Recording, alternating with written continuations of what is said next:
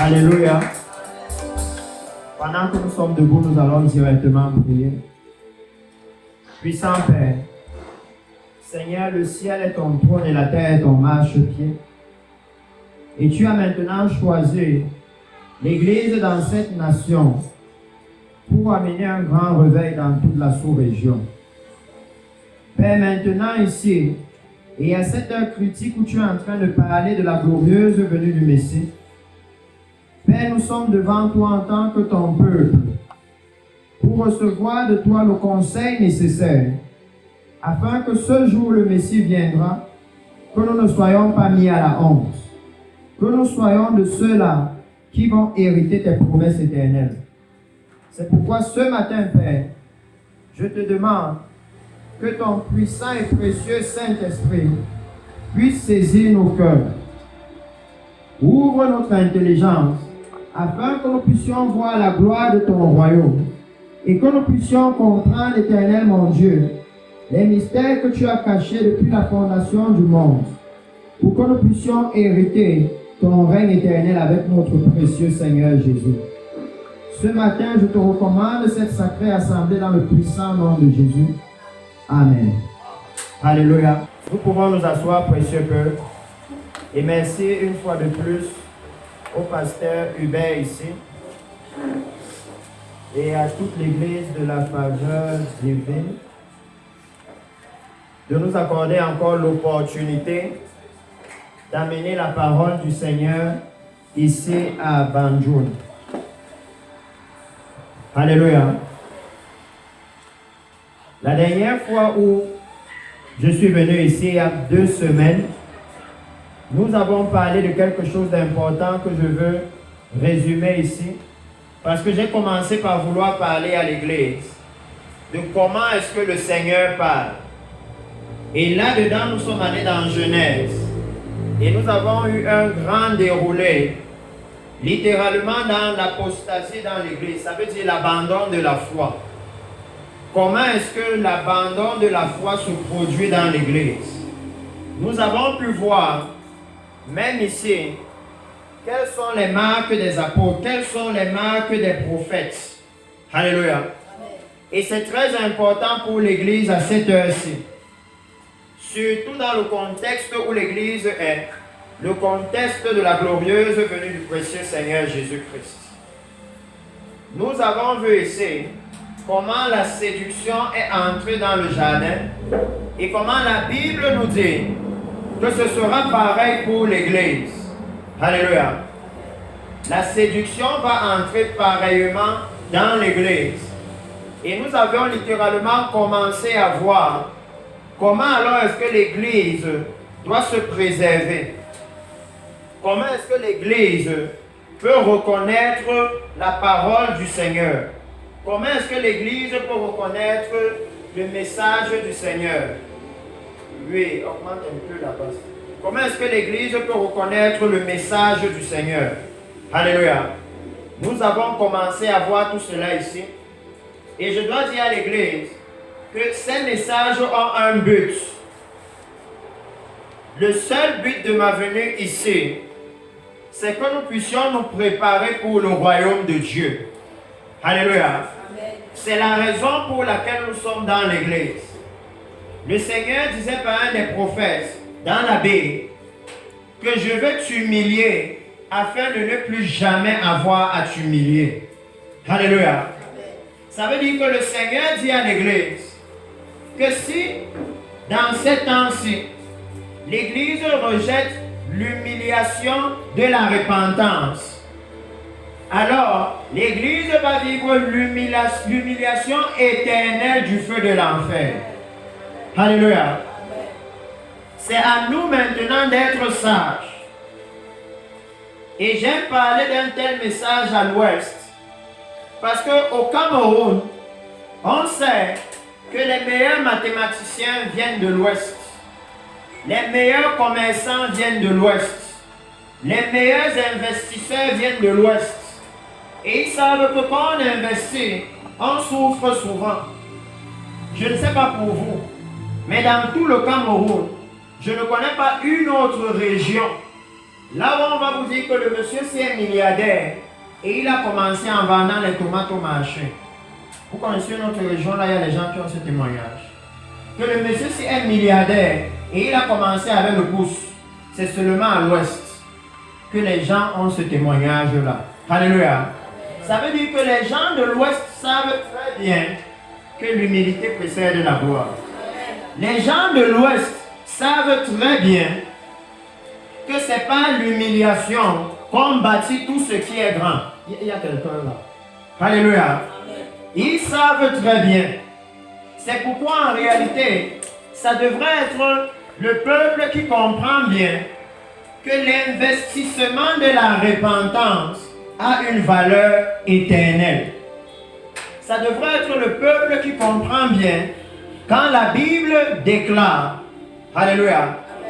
Il y a aussi la place de ce côté, ou ce côté c'est spécial. Assis-toi ici, assis-toi devant. Donc, ils peuvent bien comprendre quand la Bible dit que l'humilité précède la gloire. Alléluia. Amen. Et la gloire dont la Bible parle, ce n'est pas la gloire des choses de ce monde. C'est la gloire de votre entrée dans le royaume éternel de Dieu. Alléluia. C'est pourquoi c'est nécessaire maintenant que l'Église ici à Banjul puisse maintenant se focaliser sur le royaume éternel de Dieu. Alléluia. Que l'Église puisse avoir les yeux tournés comme les apôtres qui regardaient dans le ciel et attendaient le retour du Seigneur, la gloire promise. Alléluia. Et c'est en parlant de cela la dernière fois que nous avons pu élever plusieurs points. J'amène juste cela pour introduire le sujet d'aujourd'hui. Nous avons pu voir la tromperie qui est entrée dans le jardin et nous avons aussi pu voir que les chrétiens sont censés avoir reçu l'autorité pour ôter le serpent de l'Église. Il a dit dans sa parole que je vous ai donné la puissance de marcher sur les serpents et les scorpions. Alléluia. Donc l'Église est censée avoir à cette heure la puissance et l'autorité nécessaires pour enlever le péché de l'Église. Alléluia. Parce que la marque du serpent dans l'Église, c'est le péché. Alléluia. C'est simplement le péché. Quand le serpent a trompé Ève, la conséquence c'était le péché. Et je ne peux pas passer sans mentionner que nous avons clairement vu que la première conséquence physique visible de cette tromperie, c'était l'apparence, le vestimentaire.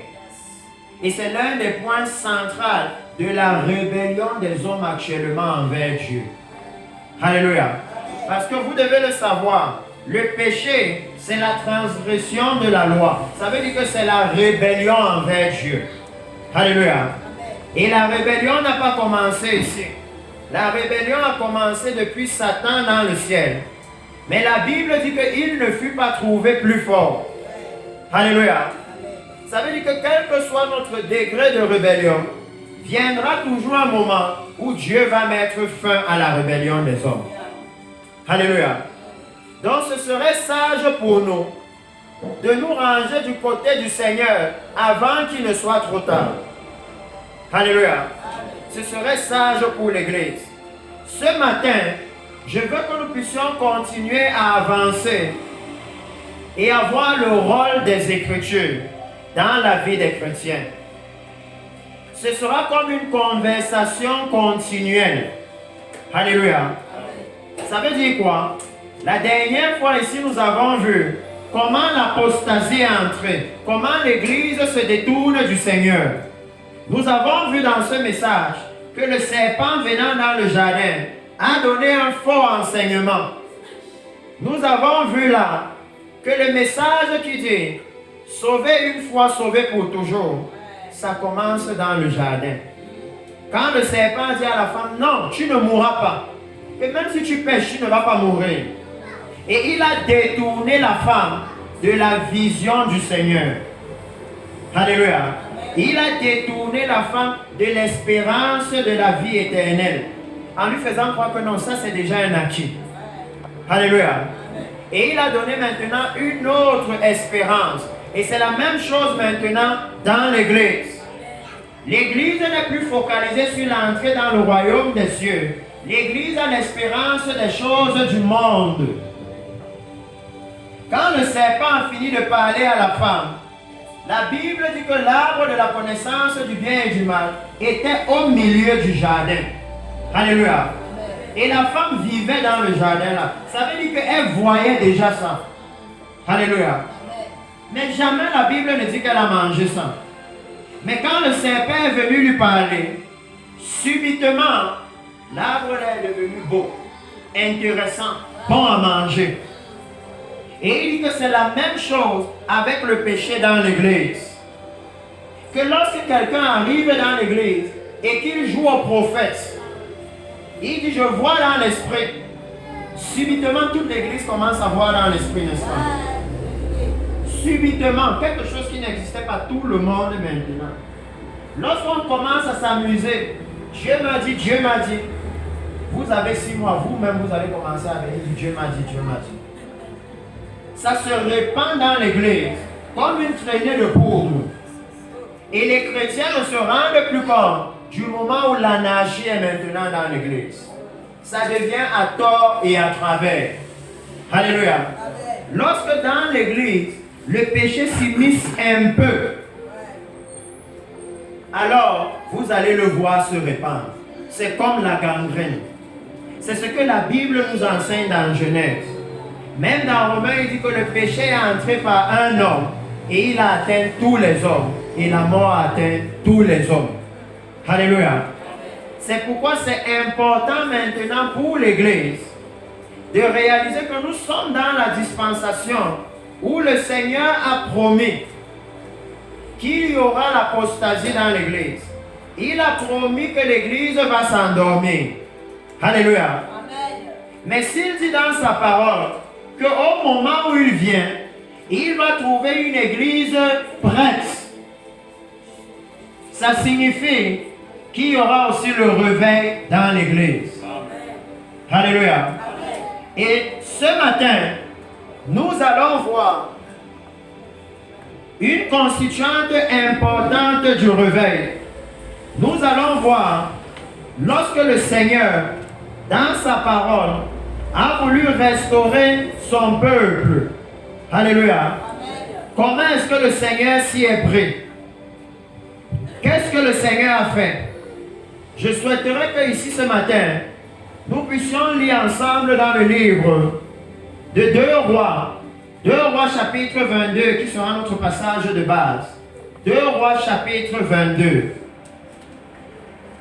Parce que lorsque nous lisons, par exemple, la parabole de Matthieu chapitre 25, le Seigneur nous dit là-bas que le royaume de Dieu sera semblable à 10 vierges qui sont sorties pour aller à la rencontre de l'époux. Et il dit 5 d'entre elles étaient sages et 5 étaient folles. Alléluia. Amen. Et le Seigneur va dire, les sages prient avec elles de l'huile dans des vases, mais les folles ne prient point de vase avec elles. Et la Bible dit que à un moment, ces vierges se sont endormies, elles se sont assoupies. J'ai même expliqué à l'église ici comment est-ce que l'église s'assoupit, comment est-ce que l'église s'endort, les caractéristiques. Alléluia. C'est pour que chacun puisse jauger sa vie. Alléluia. Et s'il voit que je corresponds aux caractéristiques de l'église qui est endormie, il peut se repentir. Il n'y a pas de honte à se repentir. Alléluia.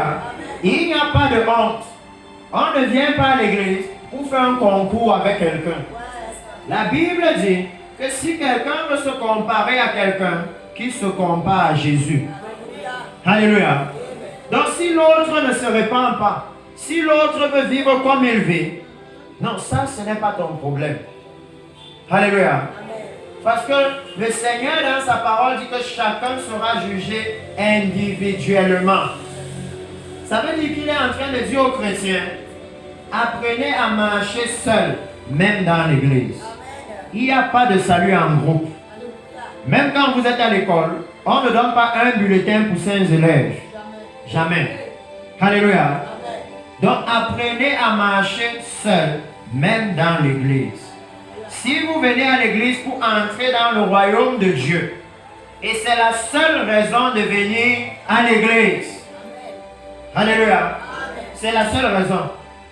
Alors, focalisez-vous sur votre objectif. Ne dites pas que non, tout le monde est maintenant en train de faire le faux. Moi aussi, je peux faire un peu. Non. Alléluia.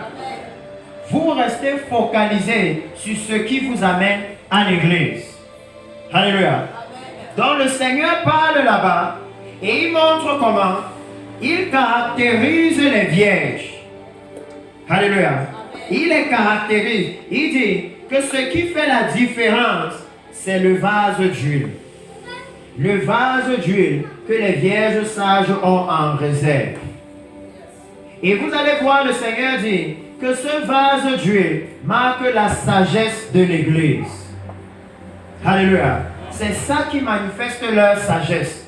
Ce vase d'huile permet que même quand les ténèbres deviennent épaisses, suivez-moi très bien, parce que la Bible dit qu'au milieu de la nuit, on cria, voici l'époux, allez à sa rencontre. Alléluia. Et lorsqu'on a crié ainsi, les 10 vierges se sont réveillées. Vous voyez le Seigneur Jésus là-bas parler du réveil. Alléluia. Et si vous lisez ce réveil, Jésus dit bien, elles sont sorties pour aller à la rencontre de l'époux. Matthieu chapitre 25 vous décrit l'église de Jésus. Que l'objectif de l'église de Jésus, c'est de rencontrer Jésus un jour. Alléluia. Donc assurons-nous que quand je viens à l'église, je veux rencontrer Jésus. Et il dit que quand la voix maintenant vient dire, voici l'époux, aller à sa rencontre. La voix vient dire, voici Jésus qui revient. Les 10 vierges se réveillent. Et quand les 10 vierges se réveillent, le problème c'est que les lampes commencent à s'éteindre. Je suis en train de vous décrire le temps dans lequel nous sommes. Qu'il est en train de dire que c'est au milieu de la nuit, à minuit, donc il fait noir partout. Et imaginez, quand vous êtes en train de marcher sur la route de Banjul ici, à minuit, aujourd'hui on n'a pas de lampes, on a peut-être le smartphone. Et tu as mis la torche dessus, et tu vois que ça signale 2%. Et on a coupé l'électricité. Tu sais que dans quelques minutes, il n'y aura plus de lumière. Alléluia. Et il dit que mais pour les vierges sages, elles avaient une batterie en réserve. Qu'elles peuvent changer et mettre une autre batterie qui est à 100%. Mais que les vierges folles, elles ont dit non, ne prends pas de batterie, on va aller comme ça. Alléluia. Elles ont négligé la venue du Seigneur. Elles ont négligé la gravité des ténèbres qu'il y a là-dehors. Alléluia. Et c'est ça que vous voyez dans l'église aujourd'hui. L'église a tendance à négliger la gravité du péché. C'est ce que l'ennemi a fait dans le jardin. Il est venu leur dire que non, le salaire du péché, ce n'est pas la mort. Vous pouvez désobéir à Dieu, vous allez vivre. Alléluia. Je veux que ce soit bien clair pour l'église. Parce que c'est important que chaque fois qu'on sort de l'église, que chacun ait la responsabilité de sa vie dans sa main. Alléluia. Et que les pasteurs soient dédouanés. Qu'on leur a dit les choses comme il fallait. Alléluia. Donc vous pouvez voir que quand le Seigneur marque cela, il dit maintenant que la caractéristique, deuxième caractéristique des vierges, c'est que les vierges sages, elles vont aller à la rencontre de l'époux. Alléluia. Elles vont prendre la direction du royaume des cieux. Et j'ai déjà décrit ça, je pense, dans l'église ici. La voie sainte. Là où dans Romains, il dit, pratiquez donc la justice qui conduit à la sainteté, qui mène à la vie éternelle. Voilà le chemin que les vierges sages vont prendre. Et les vierges folles, elles vont plutôt aller chez ceux qui vendent. Dieu établit clairement que tout ce que vous voyez comme commerce dans l'église, ce n'est pas sur la voie sainte. Alléluia. Il dit que c'est deux directions opposées. C'est tellement opposé qu'il dit que quand le Messie vient, les vierges folles ne sont pas au courant. Elles arrivent en retard. Alléluia. Et quand elles cognent à la porte, le Seigneur Jésus, qui nous a dit frappez, on vous ouvrira. C'est lui qui dit non, je ne vous ai jamais connu. Alléluia. C'est lui qui décide de ne pas leur ouvrir la porte. Il y a aussi la place ici, il y a beaucoup de place ici. Alléluia. Il décide de ne pas leur ouvrir la porte. Je veux que vous compreniez la gravité de l'entrée dans le royaume des cieux. La gravité de ce que vous venez faire à l'église. Que s'il vous plaît, ne perdez pas votre temps. Parce qu'à l'enlèvement de l'église, celui qui est au bar maintenant, si quelqu'un ici n'entre pas, il va se moquer de vous. Alléluia. Il va vous dire que pour moi, tout le monde savait que je suis l'ivrogne de mots. N'est-ce pas quand tu partais à l'église, un casier de bière était aligné devant moi. Mais comment toi aussi tu es resté? N'est-ce pas on dit que Jésus est venu, il a pris les chrétiens. Tu fais encore quoi ici? Alléluia. Donc s'il vous plaît, si nous venons à l'église, prenons l'église au sérieux. Alléluia. Parce que l'église, c'est le seul lieu où on ne traite pas d'une maladie physique, d'un mal temporaire. Alléluia. L'église, c'est le seul lieu où on traite de l'éternité de votre âme. Alléluia. Là-bas, on n'est pas en train de dire non, il faut qu'on te mette une perfusion pour que tu guérisses maintenant, sachant que dans ce monde-ci, dans 1 an, 2 ans, tu vas encore tomber malade. À l'église, on est en train de traiter de ton éternité. Alléluia. Donc quand nous arrivons là-bas, venons en étant pleinement conscients. Alléluia. Du lieu là où nous allons. Parce que l'église est censée être un lieu saint. Alléluia. Et quand vous lisez ce Matthieu chapitre 25, vous voyez littéralement le Seigneur montrer que quoi? Il montre que lorsque les vierges folles sont allées chez ceux qui vendent, alors elles ont manqué la venue du Messie. Alléluia.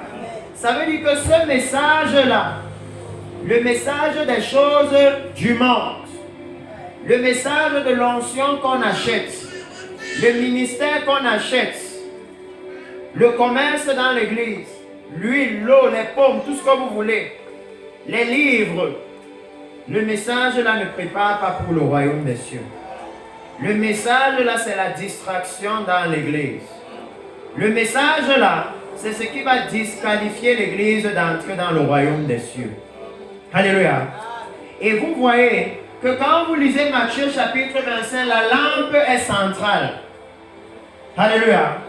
La lampe est centrale et la nécessité que la lampe soit allumée. Parce que dans le livre de Psaume 119, il dit que ta parole est une lampe à mes pieds. C'est pourquoi j'ai commencé ici par dire que nous devons voir, commencer à reconnaître comment le Seigneur parle. Alléluia. Parce qu'il dit que même pour naître de nouveau, vous êtes engendrés par la semence incorruptible de la parole de Dieu. Oh oui, ça doit être très clair. Que si quelqu'un est ici et qui dit j'ai été conduit à Jésus, et que la parole qui l'a conduit à Jésus, c'est le message de sème une semence, tu auras un miracle. Je dois vous dire que non, le message là n'amène pas la nouvelle naissance. C'est pourquoi quand tu entends le message de l'abbé, il y a un prophète qui donne les voitures, tu cours. Il y a un prophète ici, lui c'est les bébés, tu cours. Non, tu es encore né selon le monde. La nouvelle naissance, c'est quand le message qui est entré dans ton cœur fait que même quand tu dors la nuit, tu as envie de voir Jésus. Quand tu entends que dans l'église, là, il y a la sainteté, tu veux aller là-bas. Parce que tu veux être comme Jésus. Parce que tu es maintenant né à l'image et à la ressemblance de Jésus. Tu as faim de Jésus. Si tu vois encore que non, le message qui m'intéresse, c'est là où on me donne une bonne prophétie sur les choses du monde. Alléluia. C'est que tu n'es pas encore né de nouveau. Ça doit être clair à cette heure. Pourquoi ne se trompe pas nous-mêmes? Parce que la pire des choses, ce sera le chrétien qui est à l'église, persuadé qu'il va entrer. Et le jour là, Jésus dit qu'il ne le connaît pas. Même lui, il sera scandalisé. Parce que Jésus dit dans la Bible qu'il y a une église particulière. Il décrit l'église de Matthieu chapitre 25. Les vierges folles comme l'église de Seigneur, Seigneur. Et dans Matthieu chapitre 7, quand il donne les détails de cette église, il dit que non, vous allez dire, on a prophétisé en ton nom. On a chassé les démons, on a fait des choses en ton nom. Alléluia. Et j'invite toujours l'église à être profonde avec les choses de Dieu. Posez-vous la question suivante. Est-ce que Dieu va rejeter ses prophètes d'entrer au ciel?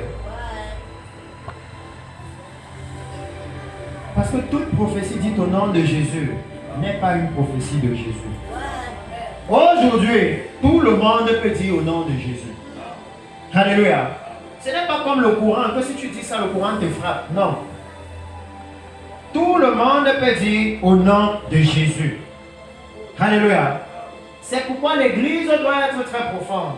Parce que tout à l'heure, le pasteur a parlé de ça ici. Et que s'il y a quelque chose qu'il faut bâtir dans l'église, c'est premièrement le discernement. La lampe dont la Bible parle dans Matthieu chapitre 25, c'est ce qui te permet de discerner le chemin que tu es en train d'emprunter. Si tu n'as pas la lampe, s'il y a le trou, tu vas tomber dedans. Mais quand tu as la lampe, tu sais que non, tu peux éclairer ton chemin. Alléluia. Tu peux te diriger parce que tu vois ce qu'il y a devant toi. Tu peux esquiver les obstacles. Alléluia. Tu peux esquiver les pièges de l'ennemi.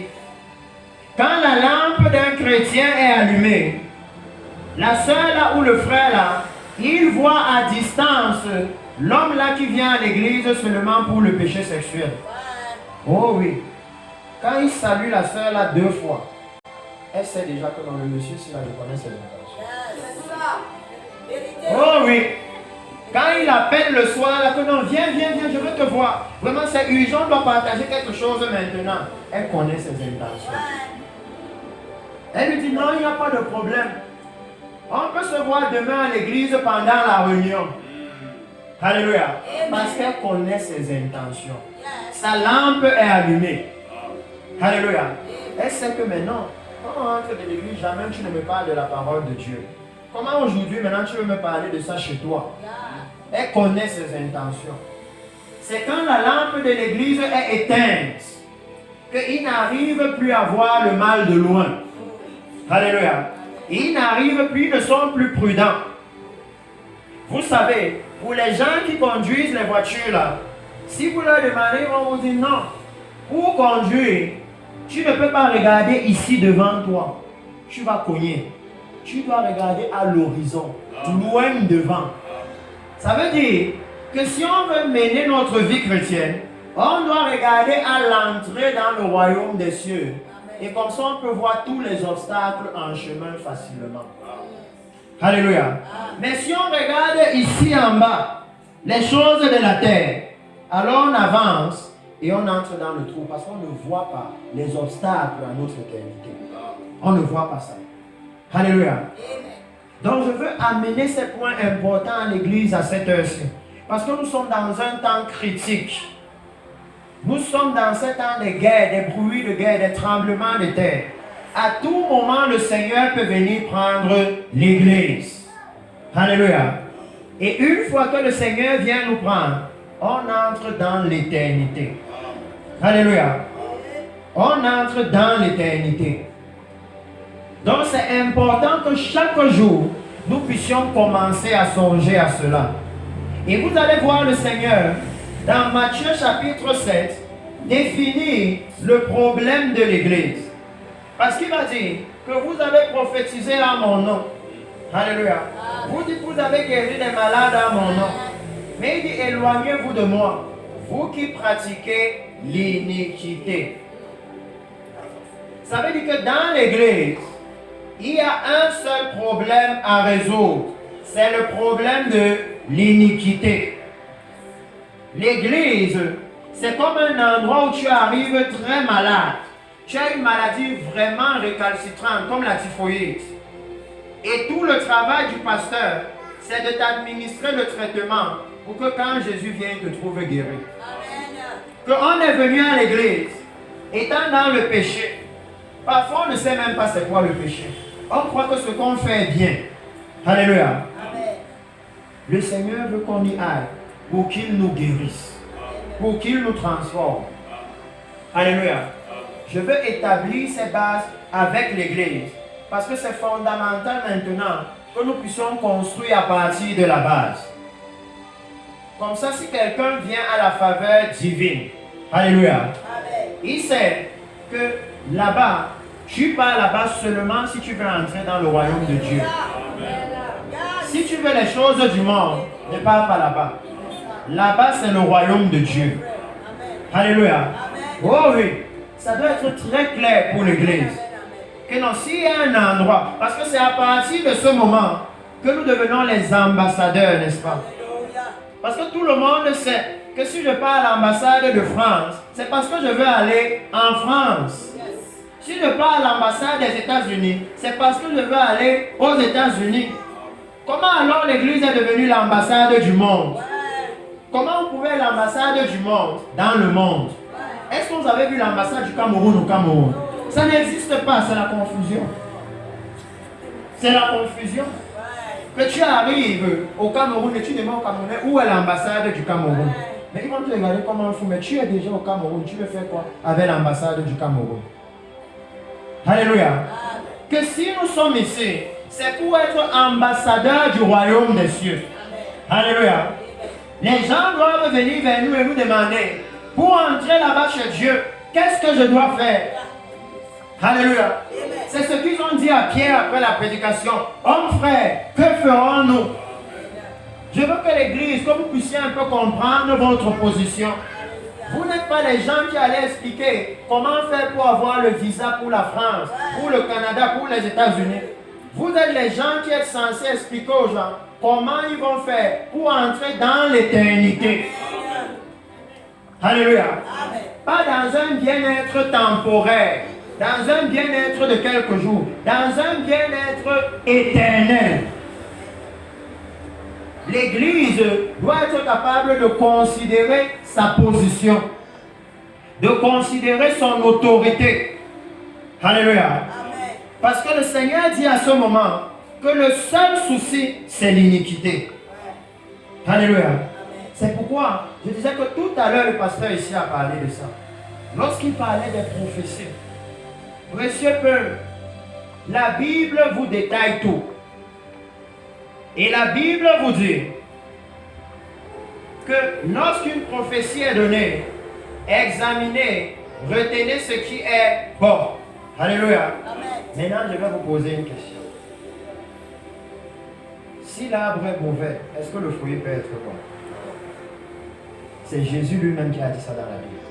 Ça veut dire que si la prophétie est fausse, ne vous cassez pas la tête. C'est un faux prophète. Point final, il n'y a pas à discuter. Notre problème dans l'église a commencé quand nous sommes devenus les politiciens. Il faut que j'accepte qu'il est apôtre. Comme ça, il va accepter de m'appeler archevêque. Moi qui viens ici, je vous dis, je m'en fous de comment vous m'appelez. Si tu es un faux prophète, tu es un faux prophète. Parce qu'il n'y a pas mélange là-dedans. Si je m'associe avec la fausseté, moi-même je ne vais pas entrer. Moi-même je veux entrer. Alléluia. Le faux, c'est le faux. Alléluia. S'il donne une fausse prophétie, c'est un faux prophète.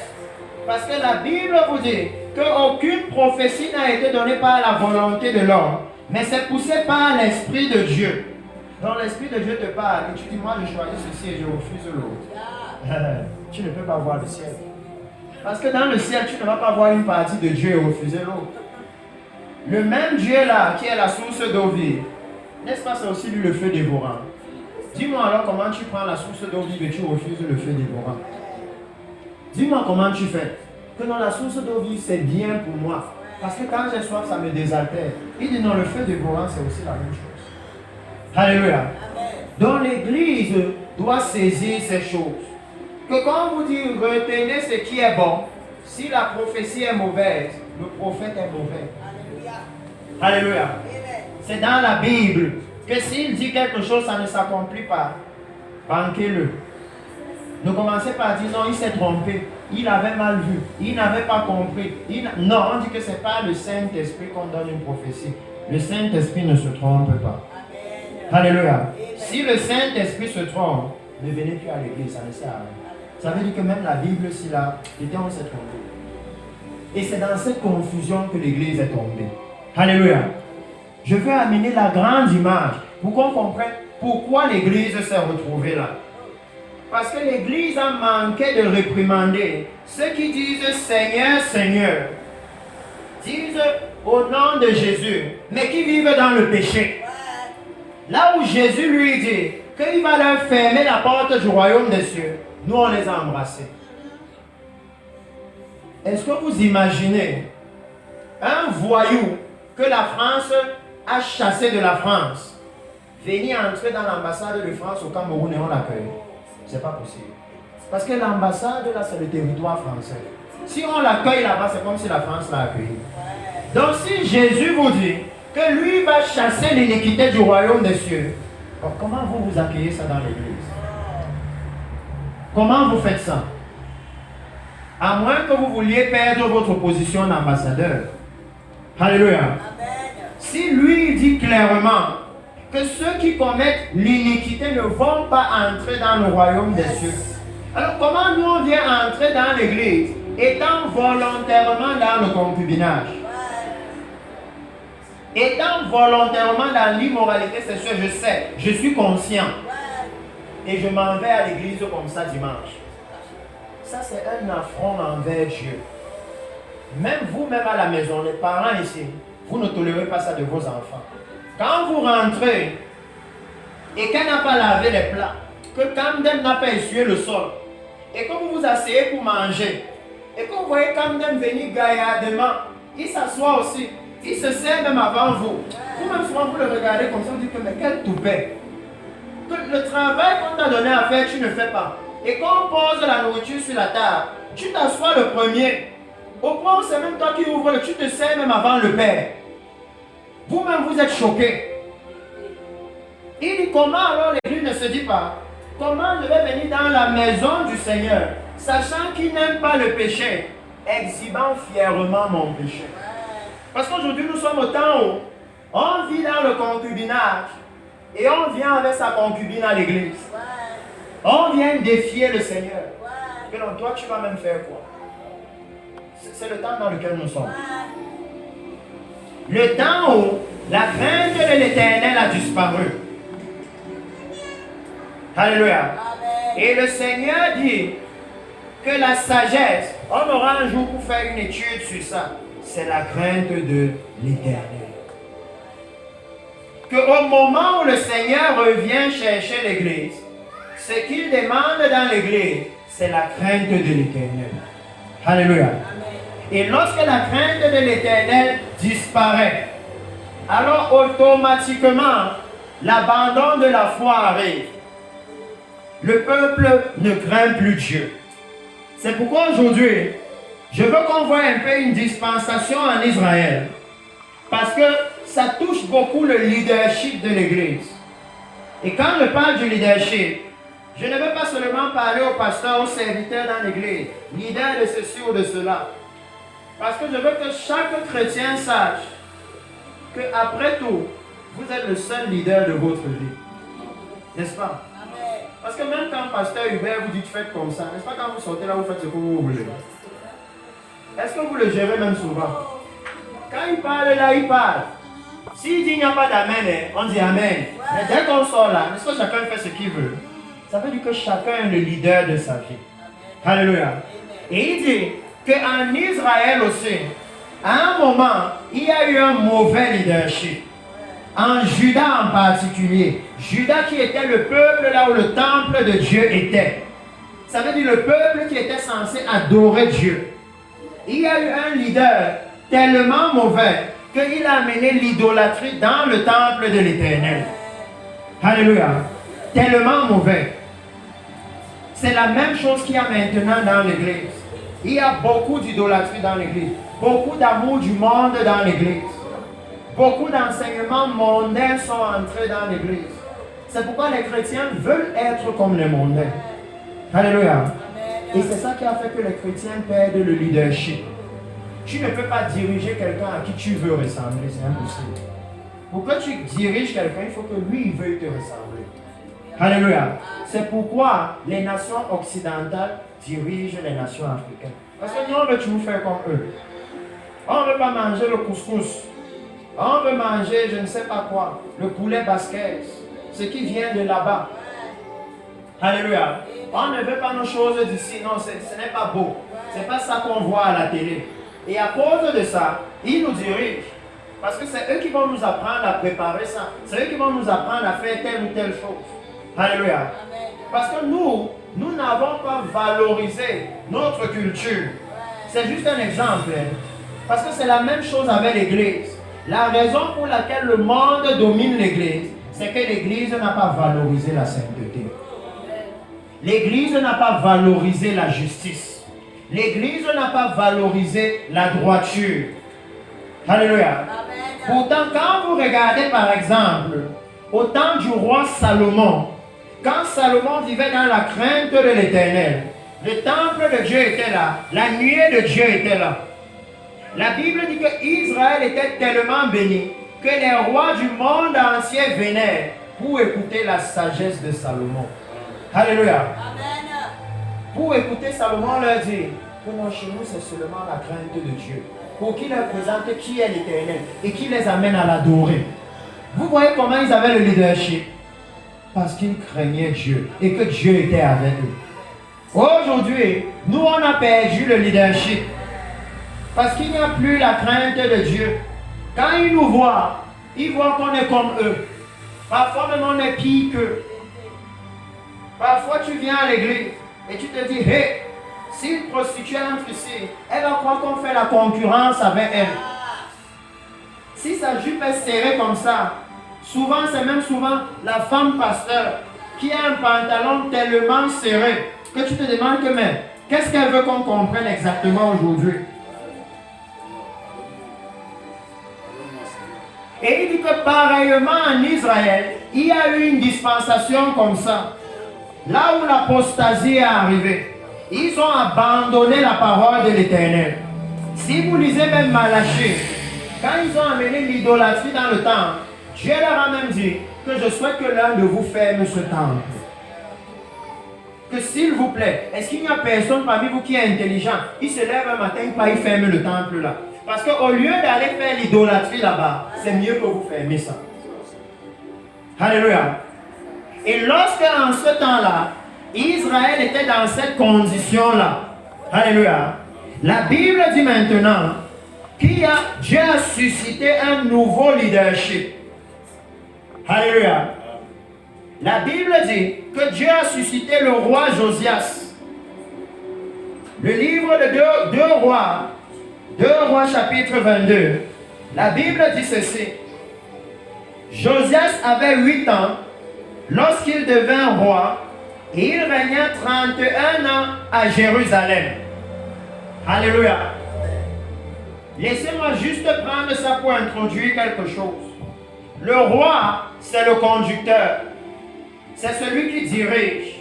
Alléluia. C'est celui qui donne la direction au peuple.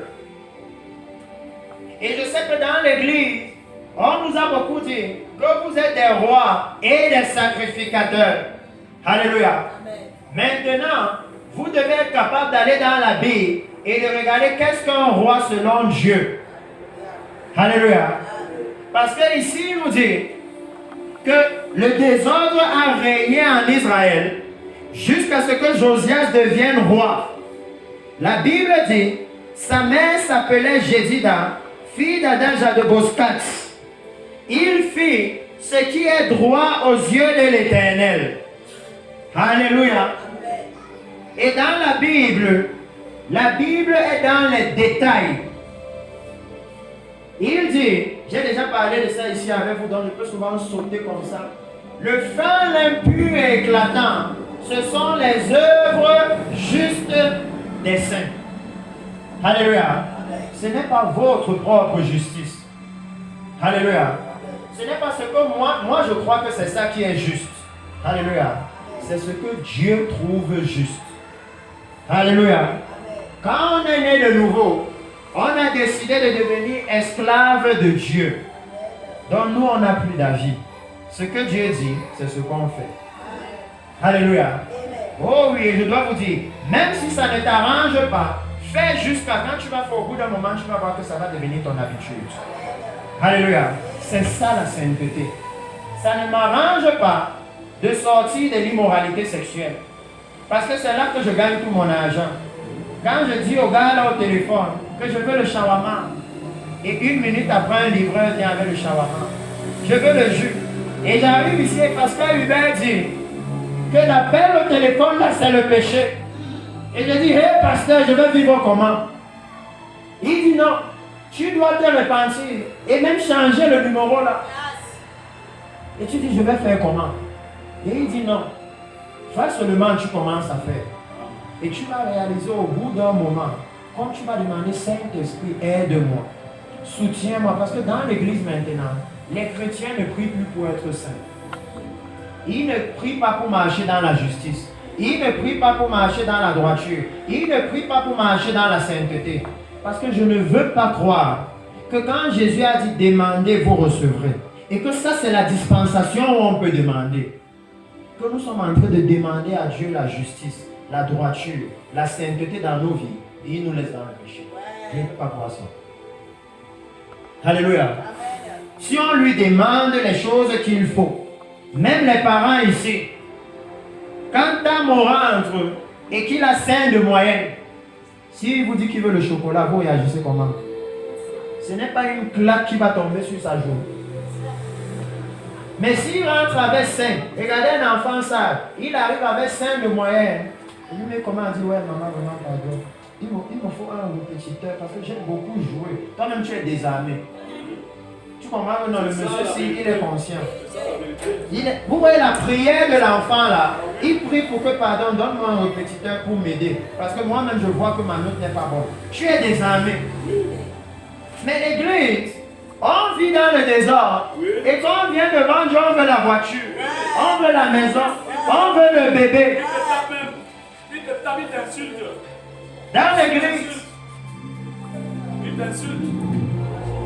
Comment est-ce que c'est possible? C'est ça le souci à cette heure. Qu'il y a une idolâtrie qui est entrée dans l'église. L'apostasie est entrée. Et vous voyez que je vous détaille beaucoup des réalités de la Bible avec votre vie quotidienne. Ça veut dire que peut-être le Seigneur ce jour-là, il n'aura pas besoin d'ouvrir la Bible. Il va te dire que mais, quand Tam avait dit qu'il veut le chocolat alors qu'il est 0 de moi, n'est-ce pas, tu as cogné sa tête. Comment toi tu arrives ici dans le péché et tu espères que je vais te laisser t'asseoir sur mon trône?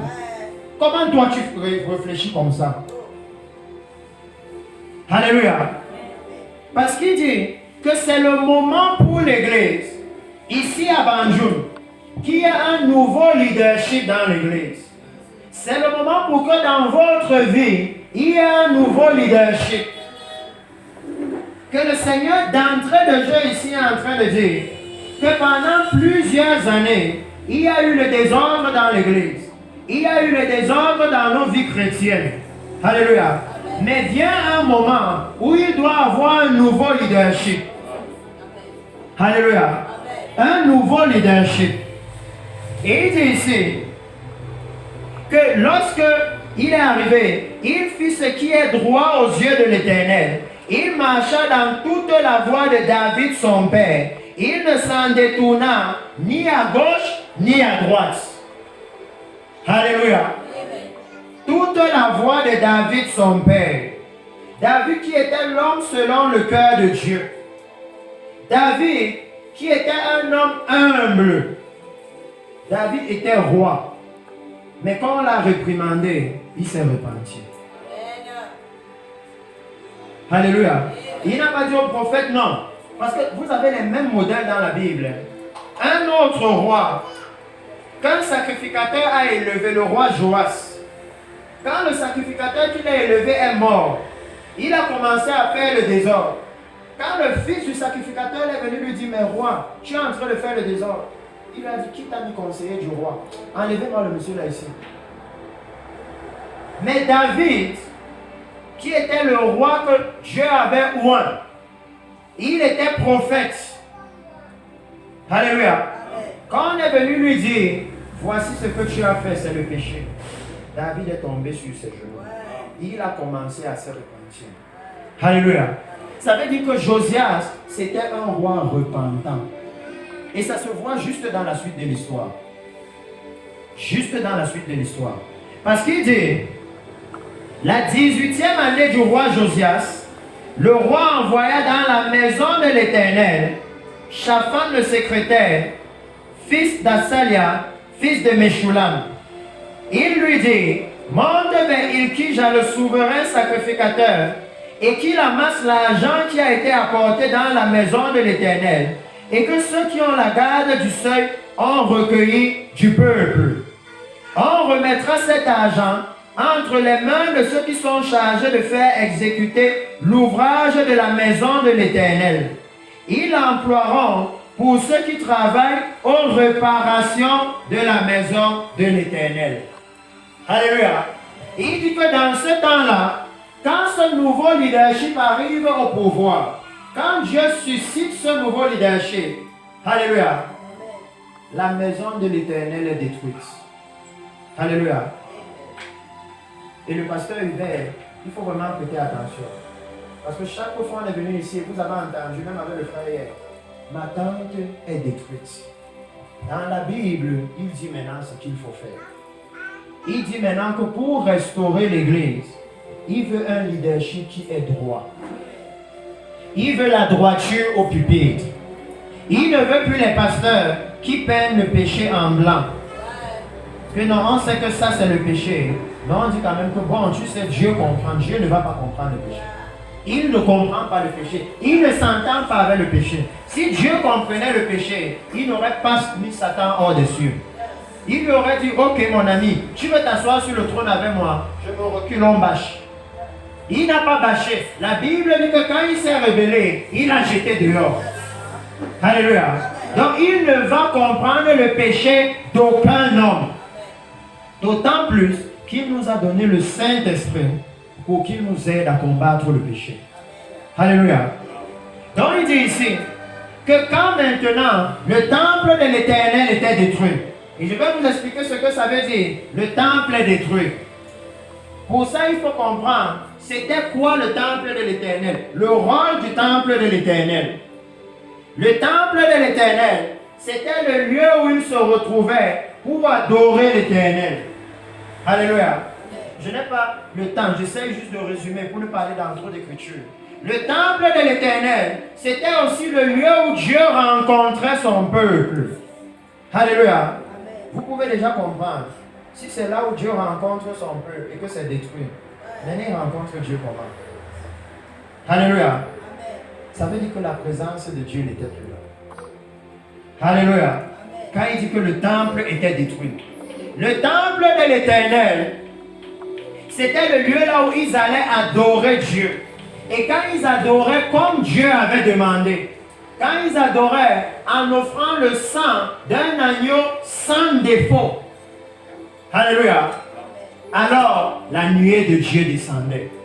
La gloire de Dieu descendait. Et quand la gloire de Dieu descendait, aucune nation ne pouvait oser attaquer Israël. Alléluia.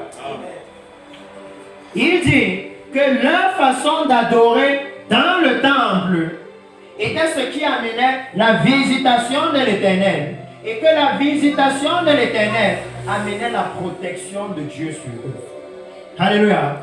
Dans un moment où dans l'église, on est là depuis 5, 10, 20 ans et le démon là ne part pas.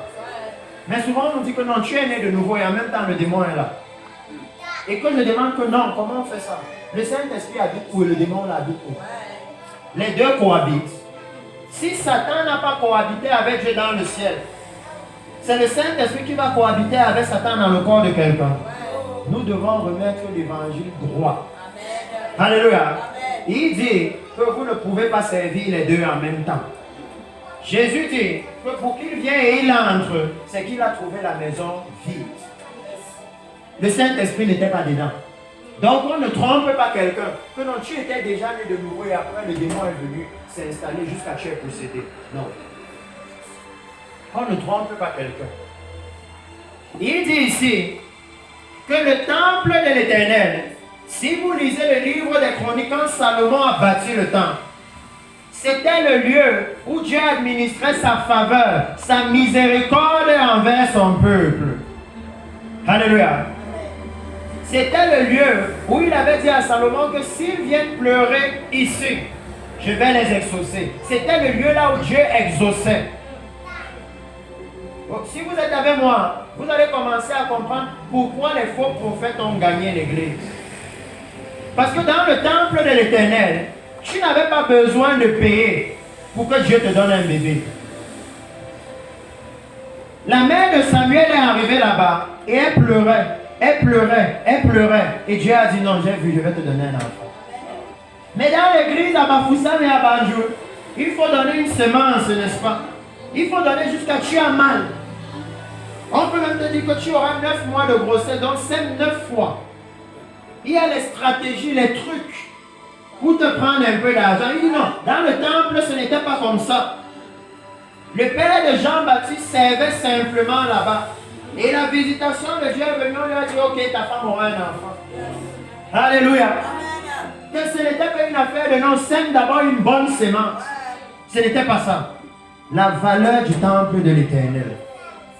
Que c'est parce que le temple est tombé que les faux prophètes peuvent maintenant s'installer. Parce que quand ils vont maintenant dans le temple, il n'y a plus l'exaucement. Parce que le temple est tombé. Il n'y a plus l'exaucement. Alléluia. Et il dit que quand Josias est arrivé aux affaires, c'était ça l'état du temple. Donc vous pouvez voir que la faveur de Dieu avait disparu. Alléluia. Le peuple avait abandonné la maison de l'Éternel, la demeure de la sainteté. Le temple de l'Éternel, aujourd'hui, ça représente l'église, le lieu là où on est ici. Le temple de l'Éternel représente l'ensemble des personnes que nous sommes. Le temple de l'Éternel représente chacun d'entre vous individuellement. C'est pourquoi j'ai dit, je n'ai pas le temps de lire, mais dans Corinthiens, il dit que nous sommes le temple du Dieu vivant. Alléluia. Chacun d'entre vous individuellement. Maintenant, quand nous regardons nos vies, quel est l'état du temple de l'Éternel? Qu'est-ce que nous avons introduit dans le temple de l'Éternel? Est-ce que ce n'est pas un peu de convoitise sexuelle, un peu d'immoralité, un peu de mensonge, un peu d'hypocrisie, un peu de sorcellerie, un peu de ceci, cela? Qu'est-ce que nous avons introduit dans le temple? Alléluia. Qui fait que maintenant l'exaucement est fini? Parce que le temple de l'Éternel était puissant. Salomon avait dit que même si quelqu'un vient d'ailleurs et qu'il a péché, regardez la puissance du temple pour effacer le péché des hommes. L'Église. Il dit non, s'il vient pleurer ici, exauce-le du ciel.